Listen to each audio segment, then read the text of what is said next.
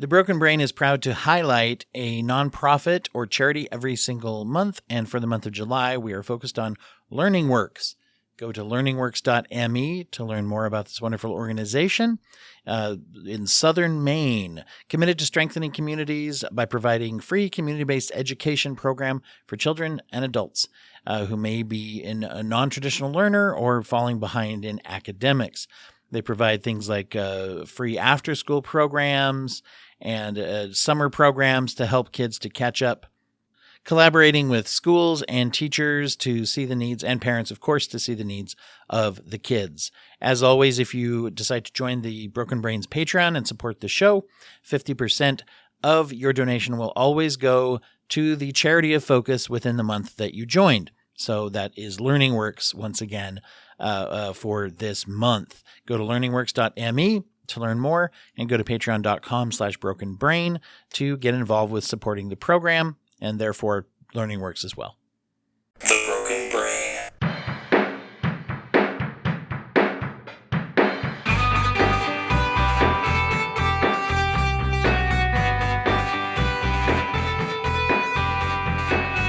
Recording in progress. Hello, all the brainiacs out there. Thank you for listening. Welcome back to The Broken Brain. It's your host, Dwight, back with you again for another dose of psychology and culture. And today we're going to be focusing on one of the very important, and this is always a pertinent issue, but I'm going to go ahead and go on a limb and say particularly important nowadays. You see a lot of things that are coming up both culturally.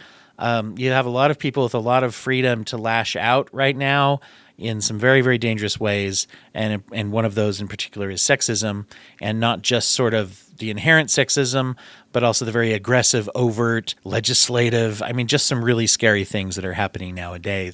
My guest today is Dr. Joanne Finkelstein, who is a psychologist that specializes in areas of, both femininity, feminist psychology, and also working with things that are often, categorized as women's issues, but are also, they affect everybody, obviously. We'll get into, you can talk about a specialty, but she's the author of Sexism and Sensibility, which is coming out right. So welcome. Thank you so much for being here on The Broken Brain. How would you introduce yourself to everybody? Tell everyone who you are, what you do, and how you got into this specialty, and what led you to write the book. Sure. I'm a clinical psychologist, and I don't actually consider myself a feminist psychologist. I'm not an activist psychologist by any means, but the sociologist in me has come out a lot in the book. And I'm someone who grew up with 3 brothers and a daily dose of gender bias. My parents were extremely loving, but they had some very definite ideas about femininity that felt really limiting to me. And when I would push back or I would get upset, they would say that they weren't treating me differently, or that I was too sensitive or dramatic, which, by the way, are comments that girls and women hear a lot. So I struggled to hide my feelings so that I wouldn't, so that I could avoid criticism. And it wasn't until I was doing my master's at Harvard that I started to make sense of my experience. And I wasn't yet I was in human development and psychology, but didn't yet know I was going to be a psychologist. And I wrote in a reflection paper in my developmental psychology class about how I had been accused of being dramatic or sensitive. My mother used to call me Sarah Heartburn instead of Sarah Bernhardt. Yeah, ouch. And the professor scribbled in the margins, that's what people say to make girls think that their feelings are wrong. And that was such a validating comment for me. And I hope it'll be a validating comment for some of your listeners too. I would think so. I think that it's both validating and challenging in a really good way to those who would reject it. And I guess I could say men, but still there's probably though. But a lot of times it's one of those things that when it is discovered, people go, "What? No," and kind of push back on because of the conditioning that we have, right? But then when they realize that, and I find that many people, when they are brought up, they go, "Oh, duh." I mean, it only takes a couple seconds if you're an open-minded listening person to go, Yeah. "Oh yeah, oh my word," that's there. And then you see it everywhere. Absolutely. Yeah. And so I felt like I was this staunch observer of something that I couldn't quite explain.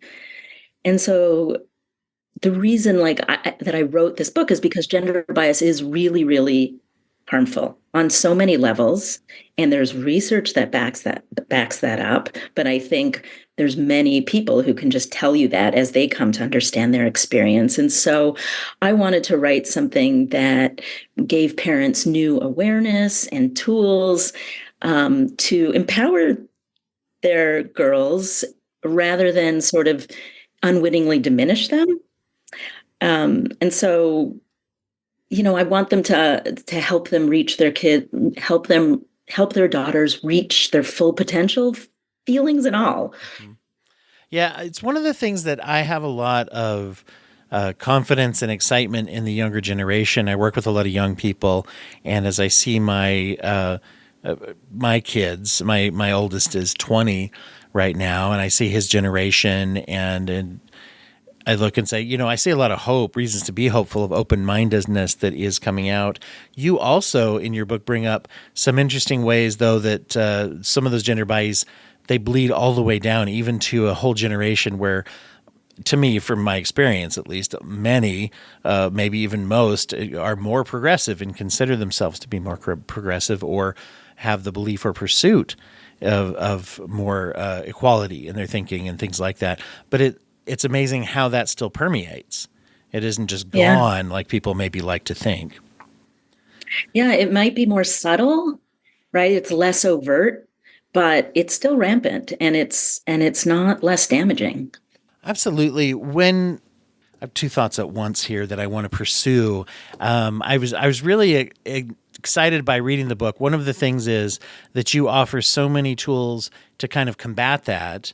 And I think for people who are well-intentioned, especially in parenting, that is such a challenging thing to try to say. How do we get to that? And then, I really like the way that you bring up the concept of kind of gender policing and the way that that is enforced. And it hit me how there's a certain, how should I put it, sort of toxic productivity that kicks in here, to where you don't even have to have the majority of people implementing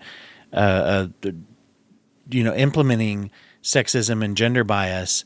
You don't even have to have them agree with it, and you don't even have to have them aware of it in order for this to be perpetrated. And that is a fascinating thing and a very scary thing to see. Does that make sense? I'm curious of your thoughts about that, of that perpetuation. Do you mean like people can be unconsciously transmitting these sort of sex biases? Absolutely. You've got people who think I'm an open-minded person, and they may even consider themselves to be, I'm progressive certainly more than my parents or whatever. But then there's that perpetuation.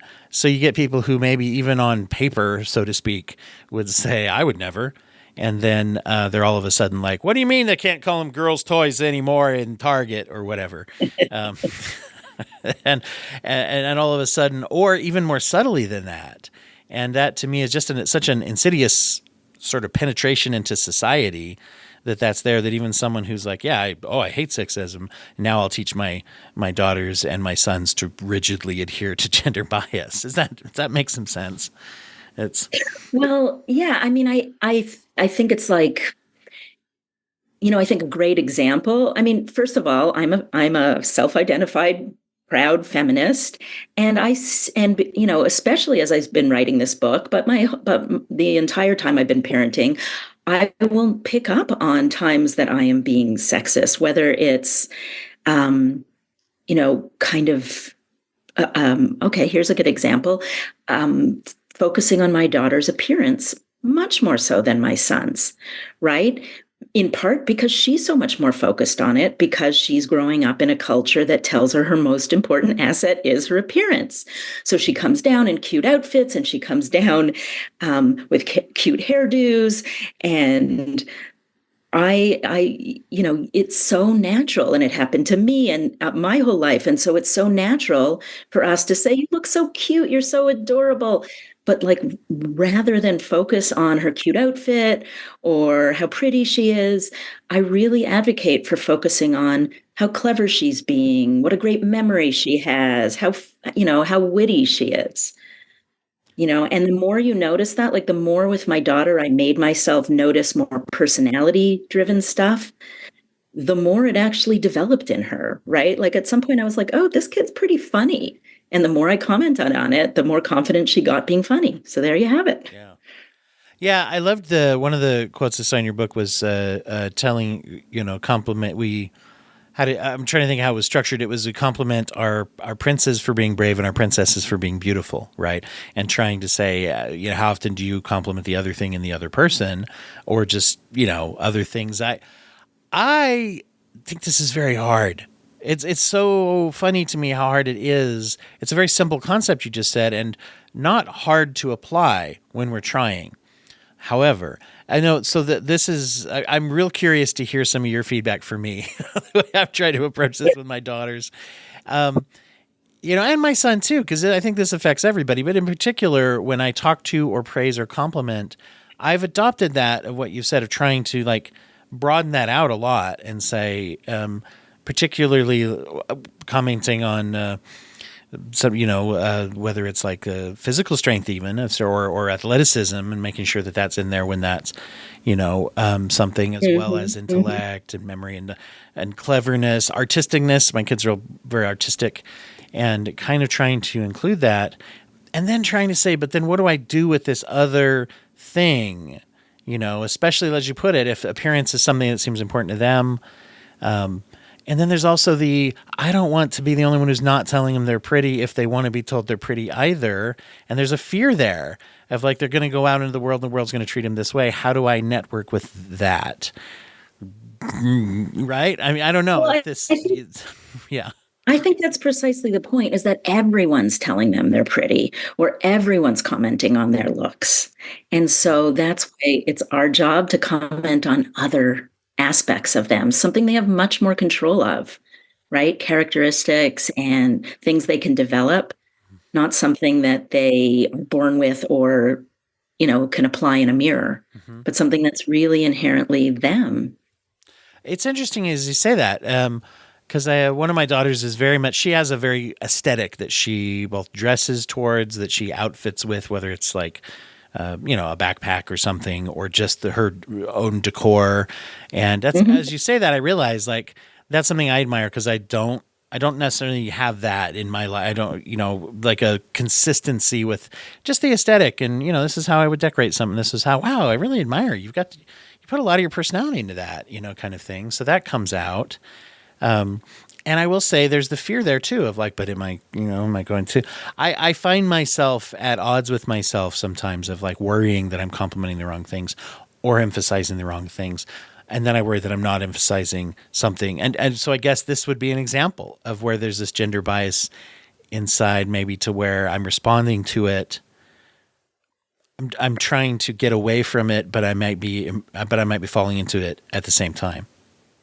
Maybe, but at the same time, right, just having a general awareness of this is going to go really far, right? We can't, as parents, catch every little thing we do. And one thing, isn't going to hurt our kid. And I'm not suggesting we never comment on our kids' appearance. No, I didn't. Right? They get all dressed up. They ask us how they look. Like, I don't advocate for anything rigid, because then it's just false. Yeah. But it's more of like developing an awareness of how you might be treating your son differently than your daughters, how you might be teaching him that it's okay to be loud or take up space, and how you might not be, and how you might be sort of advocating for her to be more polite and quiet and feminine in these very subtle ways, without saying be polite, quiet, and feminine. feminine, but there are these ways that we get that across. Um, you know, I that in my book, I talk about this patient, Robin, right? Who it's not that her parents said, you have nothing interesting to say. You're not smart. They never said that. In fact, they probably told her she was smart a lot, but because she got good grades and all of that. But she grew up feeling, and I think the quote was, my parents had ears for my brothers and eyes for me, meaning they nitpicked and complimented her body and the way she looked in a way that they never did with their sons. And so the message that came across was how I look is important, but my internal world doesn't interest you. Mm-hmm. Yeah. And that, as you put it, that's very interesting, because what would they even notice, and unless that was called out, you know what I mean? And I think, and then again, you don't know. I find it surprising to see sometimes how there's conscious bias that goes into someone who maybe is a member of the family, until you bring up, like, yeah, of course, this is gender bias, right? And they'll go, whoa, hold on. And you're like, oh, wow, there are beliefs centered around, no, somehow inherently God said pink or something. I've never had anyone literally say God said pink, but I think I'm using that as probably a stand-in for lots of things, right? That are there.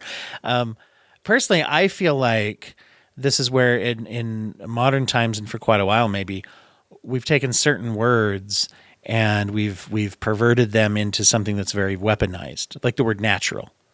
What's the natural thing? And to the point where it really doesn't have any meaning in our world. We just use it usually to say, this is the thing that I think is good.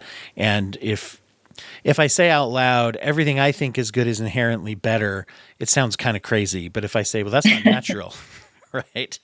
And so there's this way that's kind of hidden in even in the way that we talk and the way that we embrace, right? There's an investment in the culture not changing, I guess. I mean, I think categories, they really make us feel safe. We know what to expect. We know how to treat someone, or we think we do. And so when you say that's biased or that's sexist, it sort of upends everything they know, and they'll defend it to the death, right? If they're, especially if you're not sort of gentle with them and helping them understand it, which, it gets tiring. And I think plenty of us just say, screw you, that's sexist. And I get that. But especially with family members, it's taken me a long time years, and I think I'm still doing it. And I think this book has helped a lot with even my family's understanding of the very subtle ways we were treated differently. Even though I was given so much love and so much opportunity, there was all these ways that it seeped in that I was not worth taking as seriously as my brothers. Mm-hmm. I remember an experience that I had, and I worked for a community mental health agency, and a lot of our clientele were people who were going through drug court and some of these like addiction related kind of jail and prison diversion programs. In other words, like you get some treatment, we'll drop some charges. You don't have to go to jail, probably. And they're very hard programs to get through. There's a lot that kind of hangs over people's heads. You can miss an appointment of therapy and spend a night in jail if it's happened before. And they have little kind of punishments along the way, and but particularly for relapse and things like that. Anyway, it's a tough program to get through, is my point, for anyone out there who may not be aware of that. But for a while, I was co-facilitating a group with another therapist. And so we both once a week would meet with these individuals who were going through this and stuff. And there was someone who had done something. It wasn't whatever. I don't remember what it was, but there was some violation of rule. And she was really nervous this one week about, I got to go in and talk to they have weekly meetings with the whole court. And I got to tell the judge and talk about this. And they're going to be mad at me. And we processed that. And I think, and so this other therapist, she was usually in the drug court meetings weekly. And so we came back the next week. Anyway, we're in the group, and this person's like, oh, I'm so happy. I'm so relieved that I was let off kind of with a teeny little reprimand. And this other therapist who I work with, she's like, yeah, you pulled out that cute little smile, and the judge told you he loved your smile and that he's going to let you off the hook. And she's like, good for you. I'm glad that you did. I'm glad that you were able to explain yourself and stuff. But she's like, everybody here should think about this for just a minute. Would he ever Jimmy? I'm making up a name. Would he have told Jimmy that he should smile more often? And she points at someone who you might say looked like someone you maybe would expect to be kind of a frequent revolving door experience through the criminal justice system. That sounds a little stereotypical, but basically saying like, look at, he's a guy and he, doesn't fit a person at all who the judge would say, oh, you should smile more, which he did say to her. Right. And it opened up this whole discussion of people's awareness of just, wow, how are we treated in something that's pretty significant. If you got too harsh of a consequence and get pushed a different way and you relapse or you get a reputation in this program, you get saddled. If you fail this program, you might have 3 felony charges that you wouldn't have had otherwise. Right. And so you look at this being baked into this and the lack of awareness that we have. Right. And that's of course, smiling, I guess, has, that's become one that's pretty well known for, kind of jerky sexist behavior is the emphasis on women being pressured. Yeah. I mean, I think you raised such a good point when women, there's so many ways that women can be considered rude as, if they're not warm and fuzzy. So I always say, if you think a woman is being rude, ask yourself, is she being rude, or have you just conditioned yourself to expect her to be warm and fuzzy all the time with a big smile and, kind words, and which isn't to say women can't be rude. They can be just like everyone else. Oh, but no, sure. But I think that's a great point. That one slides by all the time too. I'm curious about preparation for these kinds of things. What do you guide us when we're preparing our kids to go out there? And the smile one's kind of an example maybe of a discussion of like, boy, if you go out and you don't do the thing that you expect to do, or, if you just stand up for yourself, you might be faced with this, or to the point of what you said, this is something that's said to when girls are expressing themselves. How do we prep our kids for this without reinforcing it? It's an important point, because I think what you're asking, right, is if we are trying to decondition them, but they will not be rewarded for that in the real world, like, what do we do? And do we really want to condition them to be sort of misunderstood or treated poorly? Correct? Yes. Yeah. If my daughter's going to be judged by her boss or peers or people in authority if she doesn't smile as much as she naturally would, how do we talk about that without me saying you should probably smile more for your career or something, which I would never say that in that way. Right. But I might, in a more complicated conversation, does she need to know that, so that she makes choices? Well, yes. Reality. Yeah. I think she does. I don't know that she has to do it, but I think, for example, if we're teaching our girls to be more assertive, if we're celebrating their voice at the dinner table and we're asking them to speak up when they feel interrupted, we can also say to them, it's really important to speak up because lots of people interrupt girls and women. But at the same time, sometimes you're considered abrasive if you do that. And so you still need to speak up and you still need to make your voice heard. But if somebody calls you abrasive, that's not you, right? That is the culture. Something's wrong with the culture. Something isn't wrong with you. And it's a problem. And we're all in this together trying to change it. And so it's the issue of how that is presented in the whole context of what it truly represents. Is that kind of like sorry? Kind of like how you're presenting it, like you're presenting this and saying this is a thing in society, but it's wrong. Yes. Yeah, in the whole package type of thing. I noticed. And go ahead.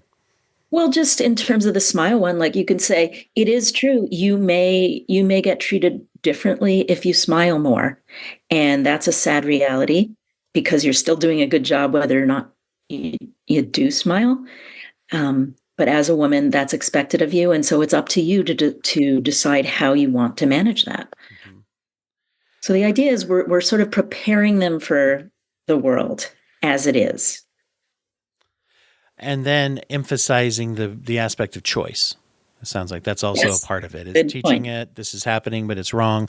But also saying, choosing, if if you get a reaction, it isn't a wrong reaction because of something you did. That was confusing. I just mean, if you get a reaction that's bad, it's the other person's wrong choice, not your wrong choice. Correct. But Yeah, then having right. that information to put forward. Yeah. Well, and it's funny how, I mean, it's a hard balance, but then living with it is probably a lot harder than just me having to know how to talk about it, right? This is education. This is where it's important, right? To say talking about it, because they're going to have to face it either way, right? They are. You know. They are. You had a great example in your book about, you talk a lot about kind of having non-gendered play and activities and different things like that.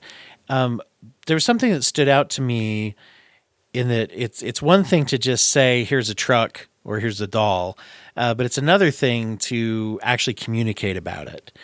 And you gave an example of your daughter and you talking about Barbie. And I thought it was a Mhm. great example of ongoing communication. I wonder if you could share a little bit of that with people. Yeah, sure. My daughter, my husband and my daughter were out at the community-wide yard sale in our neighborhood, and she came home with Engineer Barbie. And I sort of looked at my husband and I said, "Oh, she was in a lab coat." And I said, "Oh, well, that's kind of a step up." And and he said, "Well," and he showed me the box, and in the box were all of these pink pieces. I mean, it was like just this sea of pink, and you could make the engineer Barbie could make a pink closet and a pink kitchen and a pink ironing board. I don't even remember what, but there was everything that had to do with caregiving and appearance. Yeah. You And it mentioned was the so example stereotypical. of how we used to, was it Skipper who used to actually have a voice box that said like math is hard. And it took me back. I'm like, man, the 80s and 90s were wild as far as that goes. Not that we have Wild. problems now, but yeah, no. So then where'd you go from So there? then, right? So I'm not one, like I said, I don't want to be rigid, and I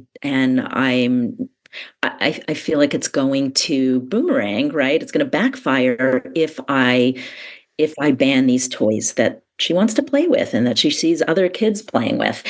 And so I said, huh, I, I said, I wonder why everything's pink and has to do with appearance and caregiving and like I wonder why they can't why Barbie can't build an orange bridge. And my daughter sort of said defensively, well, maybe she doesn't want to build an orange bridge. And I said, yeah, it's true. Maybe she doesn't. But I want you to know that one day you might be able to build an orange bridge. And how are you supposed to know that if your dolls can't even do that? And even just in general communication with children, we don't always emphasize that. Where you're looping her into the conversation and using her own reasoning as an asset to teaching, if you will. Yeah. Yes, and kids are so, I mean, that I think that this is where all my consciousness came from. As a little kid, I would just look at things and I would just see like that's not fair. That doesn't make sense. Like I'm getting these responses from adults that this is just tradition, this is just the way we do things. We call everybody he, and I'm like, but I'm she. And, and so I think that you can really, I mean, kids, they'll understand so much more than adults because they don't yet have what you were talking about before, this very ingrained sense of what's right and what's wrong in terms of stereotypes. And also bringing humor into it is really important because we had already talked about Barbie and laughed at like, oh, I wonder where Barbie would put her uterus if she were a real person, or Barbie would have to be on all fours. And so we had already laughed about that Oh, stuff. just And the proportionate of even being able to walk around if it was a real exactly, person, yes. right? Yes, yes. Well, yeah, It's such we know like there's a detachable stomach for pregnant Barbie, so you just drop that uh, baby out and good good point. Yeah. Yeah. So, yeah, I it brings up there's a couple of tricky things that we do get into. One of the ones that's very basic assumption is a binary culture, and you talk about the dangers of binary understanding of gender. And of course, we hear a lot nowadays about the difference between sex and gender, and you have a lot of like really people who advocate more rigid binary, and then of course a lot of that goes into transphobia and things like that are used to hurt both trans and cis people. Anyway, but just that danger of a binary society. You tell everybody a little bit about what some of those are. Yeah. I mean, I think that's really where it starts, right? We want people to fit into these categories that they're human and they just don't fit into them. In some ways they do, in some ways they don't. And we can't keep shoving them into these boxes, right? And so it becomes this implicit bias, right? Like, I'm sure you know about the crawling experiment is coming to mind, where they're asking parents to guess the steepness of a slope that their children can crawl. And it turned out the boys and the girls could crawl. I think they were 11-month-old infants, and they could crawl the same degree of incline. But the mothers overestimated their sons and underestimated their daughters. And we see this, this carries throughout life where we overestimate boys' intelligence, right? There's no difference in levels of intelligence between boys and girls, men and women, and yet people still think men are smarter, they're better at math, they're more, better at sports. Like that, we just don't give. They call it the male hubris, female humility bias, or something like that. It's a great point. Yeah, and how much of that is just because we're told we're supposed to feel that way, right? And it starts in utero, right? Like mothers who know they're having a boy say that they feel these strong, vigorous kicks.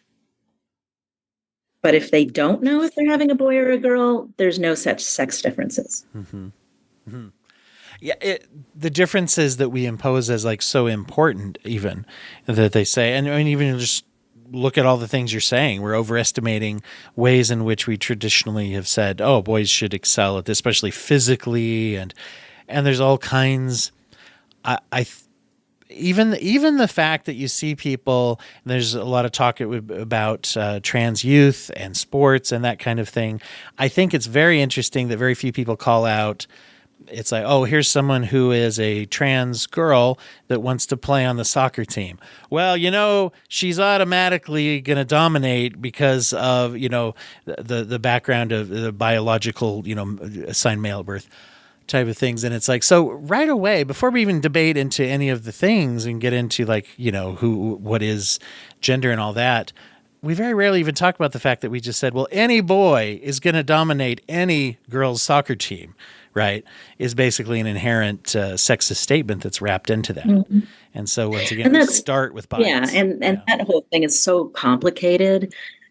But even just like if we take it a step back and just even kids who aren't questioning their gender, right, and they feel like they're the sex that they were assigned at birth, right?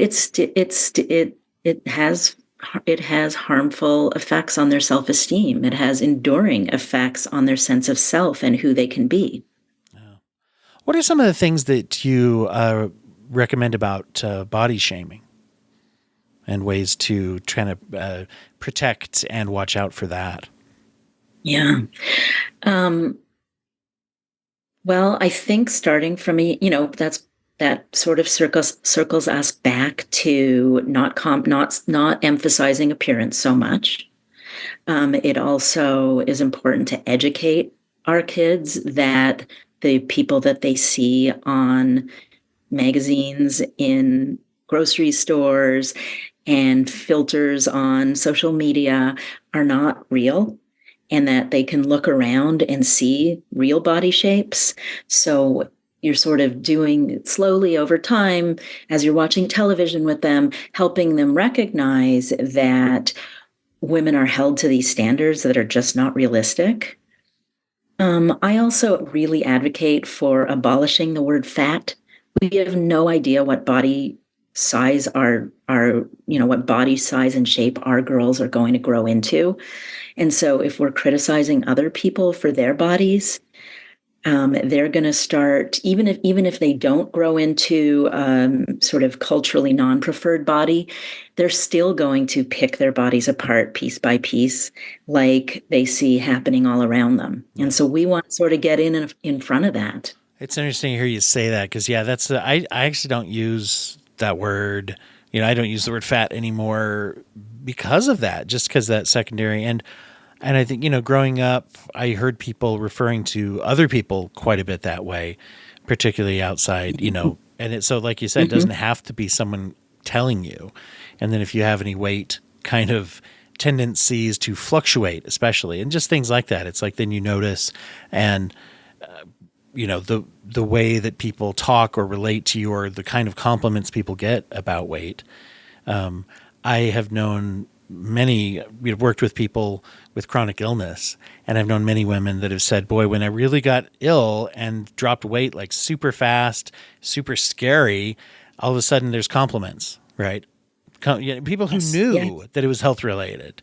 It's like, well, at least you're skinnier, and yeah, horrifying when you hear that. Once again, here's the challenge that's healthy from the male perspective of being like, "Whoa, really?" It's like, "Yeah, really, dude." So, it's what are some of the things like overall? Would you say the main messages that you would hope people will take from this? The impact you hope this will have on the parenting and the girls that are growing up now. My hope is that they'll be able to recognize their own implicit bias, and maybe even more than that, help their daughters recognize what kind of world they're walking out into and the messages that their daughters have internalized. And, today we've got a lot of girls, especially teenage girls, who are really socially conscious. But in some ways, it's an identity politics, right? So they might be like rolling their eyes at you and saying, Dad, I know this already. But the thing is that when it happens to them, when they're harassed, when their bra straps are snapped, when they're dismissed and talked over, it's one thing to know it on an intellectual level. It's another thing to sort of process it and understand that this is probably having an effect on how you feel about yourself. So I want that to sort of be a pretty common discussion that parents are having with their kids. Because when these sexist things are happening, it's one thing, it's hard enough when you have a parent in your corner, but it's even harder if you're sort of facing it alone. Absolutely. Well, and it's a very important message and very important mission that, I'm glad that it's going out there. And I would say that when it comes to, well, in your book, as I've read it, is something that, everybody really needs to read it. And you could say everybody who's dealing with women in their life or has a woman in their life or, is a part of society. I'm going to go ahead and keep saying things until it basically becomes clear. I'm just saying everybody should read. I think everybody should read it. And everybody should be aware definitely of these issues in the way that we're conducting ourselves, because it hurts everybody when we hurt anybody, if you will. Yeah. And I give very specific tools, right, about how to help them. I think it was like there's 5 voices, right, that we want to help them develop. A voice of integrity, which is basically trading being liked for being respected. A voice of resistance, right? So being able to say no, not suppressing negative feelings. And that starts at home, which can be really unpleasant, but giving them the space for that so that they're not bringing it out into the world. And that's where all the invisible labor of womanhood starts, right? It starts in girlhood. A voice of ambition, right? So helping them tolerate competition and envy. A voice of authority. So, being able to own their accomplishments rather than having to sort of artfully describe when something goes well for them, which so many girls do because they fear it's going to get the wrath of other kids. That's interesting. And I bet that's one people don't notice as much, in particular. Yeah. Huh. That hesitance to Well, I talk can tell about you that. a story. I can tell you a story about my daughter, who, I mean, I guess this is more the voice of ambition, but it's all, it's all related. But she wanted to be Sandy in the production of Annie. Now, Sandy is Annie's dog, who has no lines. But this was her ambition. Mhm. She was about 8 years old, and she's a huge, to this day, pet lover and dog lover and animal lover in Is that general. a human And cast part she, in the Annie musical? They have a. I mean, I guess unless you have an animal handler, I guess well, you have to. Huh? I think in the real one they have an actual dog, but not in these child Not in the performances. junior They don't version. have the budget to train the dog, I don't think. Um, and so when my daughter found out that her best friend also wanted the part, she started saying to me, and I didn't know this yet, she started saying, I don't know, maybe I shouldn't try out. Maybe I don't want to be in it at all. And so I started to ask questions, and she said, well, Bella wants to be the part too. And if she gets it, I'll be so jealous and she'll probably be mad at me. And um, if I get it. And so we're working out, and I recognize that right around 8 is when this invisible labor starts, having to be nice, having to kind of swallow our ambition. And so I really helped talk her through it about all the different scenarios. And in the end, her friend Bella got the part and she did not. Right. And so we had talked about how you can be happy for someone and also sad at the very same time. That was something she came up with by herself. And so when Bella got the part and she was so upset, she's like, does it make me bad if I'm not feeling happy for her? And I was like, oh, baby, you need some time to process. Like, I think you'll find that it doesn't cancel that out, can't cancel out the good feelings that you have, but you're allowed to feel all these bad feelings too. And so when it was time to sort of show up at rehearsal and she was an orphan and Bella was the dog, she just sort of happily embraced it and she forgot about it and it was all good. Yeah. That invisible burden is a great awareness that you bring up. As you're talking about the voices, it also hit me that those are voices that we celebrate when they're applied to men. That of course, we want boys to learn those things to become a man, if you will. And talking about that and the fact that that's not something that's regularly reinforced, Right. with girls. Yeah. Right. Because for a girl, for a boy, right, we would just be like, go for it. Right. And for her, Yeah. right. And, or a boy may just go for it. Like it probably wouldn't dawn on him that he's going to hurt his best friend's feelings, which is, a whole other thing that we might. Yeah, absolutely. Even just the expressions when you were talking about the story, I thought, what do we say? Oh, well, hey, every man for himself. May the best man win. May that Yes. kind of thing. We don't really, unless people are saying, well, may the best person win on purpose. We can tell that's a change from what we would usually say. So very interesting as you're talking about that, it illuminates, that concept of just, well, you guys, or the sort of conventional wisdom I've heard all my life, which is, women hold grudges, but for guys, they could just slug each other and then go have a beer after. And it's so interesting because my experience as a man is that is not true. That two guys who slug each other usually do not go have a beer together afterwards. And even if they did, what does that mean? It doesn't mean anything. Why is that something that we are sort of reinforcing that norm? Well, even if they go have a beer together, right? It's not that they don't have those negative feelings necessarily, but they bury them. Well, violence and alcohol use, those are two things that we're There supposed you to go. do a lot of. And so for my daughter, right, in that scenario, I wanted her to own the competition, but she didn't have to let go of how, she might impact her friend or how it might impact her. And that, you can feel envy. That's a normal feeling. But And it's okay to that want doesn't things. have Yeah. to make you, I think I said to her, like, if you drop out, and it's your choice, but if you drop out of the competition, then you're acting out those feelings rather than processing those feelings and figuring out how to come to terms with them And you're going to have this in many scenarios in your life. So you may as well, let's work on it now when you have me to help you. Yeah.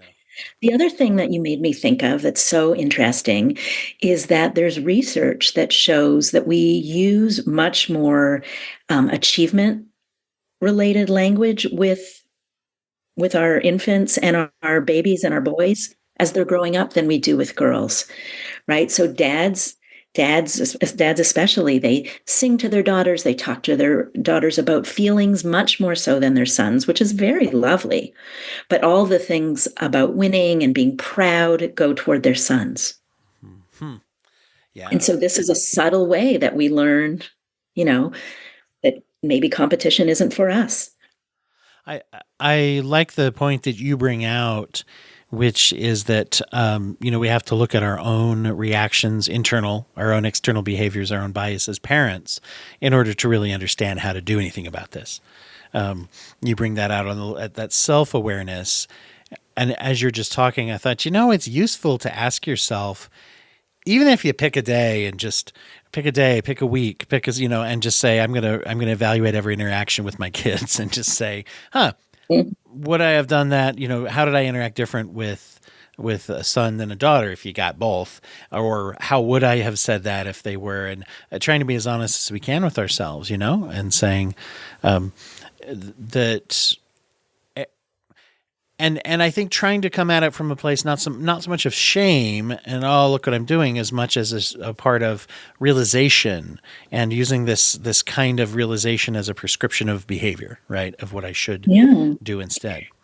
Yeah. I mean, I don't think any of us have anything to be ashamed of, right? Like, we have something to be curious about, but we all want what's best for our kids. We're not going into parenting saying, I don't want my daughter to reach her potential. We're just inadvertently acting out these things we've learned and that were acted out on us over the years. Wow. There are expectations, they just seep in if we're not being really aware.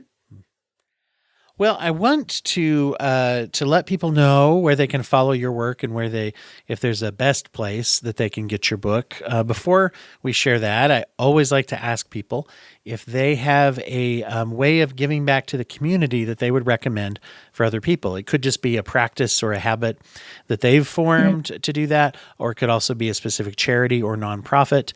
It doesn't have to be related to what we're talking about, but it can be, of course. Do you have anything that you would share?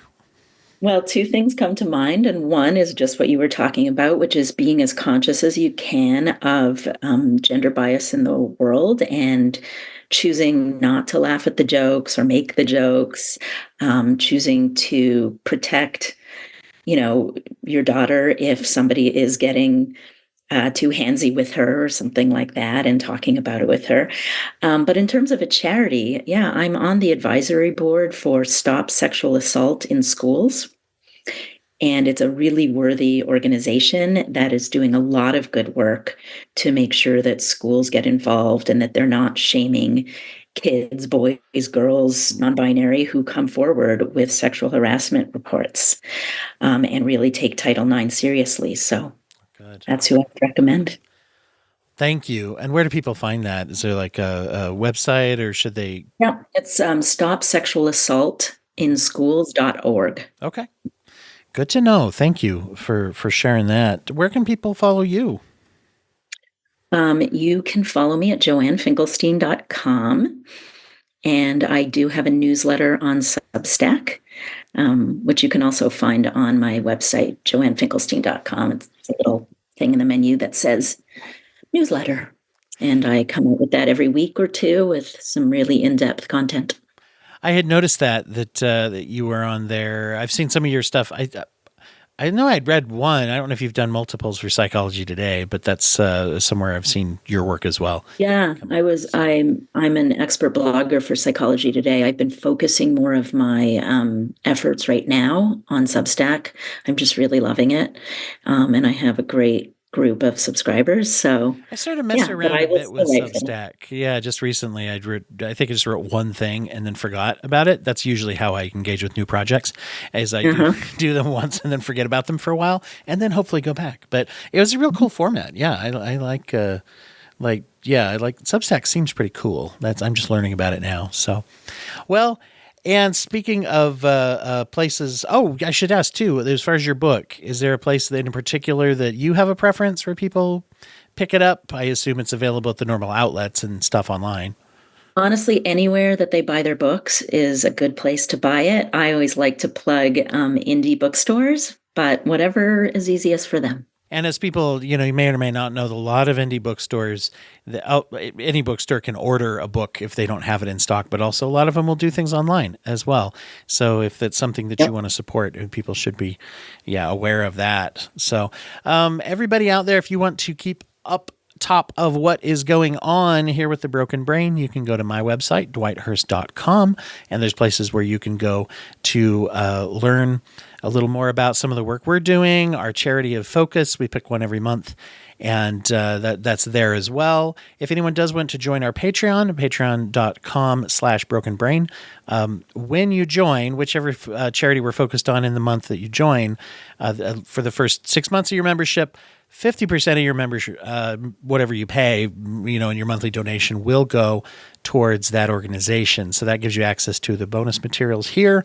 And also you can know that half of that is going to a cause as well that you can select through the month that you start, if you will.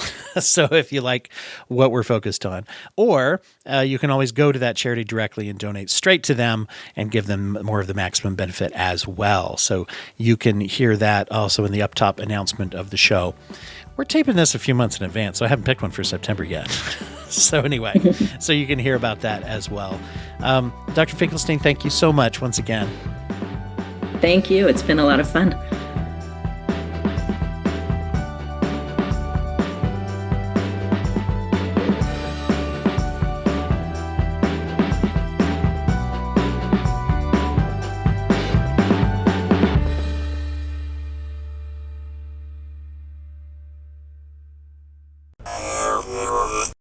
Thank you for listening to the Courtemp Arts Podcast Network. To listen to more Courtemp Arts shows, visit courtemparts.com.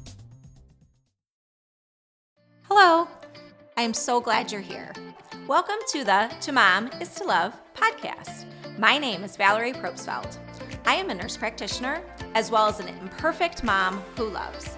In fact, I thought I would be an A-plus mother before becoming a mom. However, as the years passed, I realized love is the only thing I can control. In fact, the verb to mother means to love. Merriam-Webster defines to mom as to give birth or rise, as well as to care for or protect. And just think about it. Love gives birth, allows ourselves and families to rise, and enables us to care for and protect. We have more power as moms than we realize. In 5 generations from now, you will have approximately 30 descendants, and the number keeps getting larger and larger. Motherhood is the most important job in the world. Our mission is to support, encourage, and empower each other as imperfect moms to love as a verb.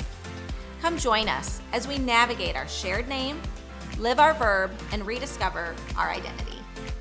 Please subscribe, share, and follow.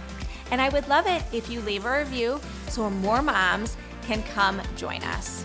You can find me on Instagram, Facebook, LinkedIn, as well as TikTok and YouTube. Please follow along with us on this beautiful journey we call motherhood.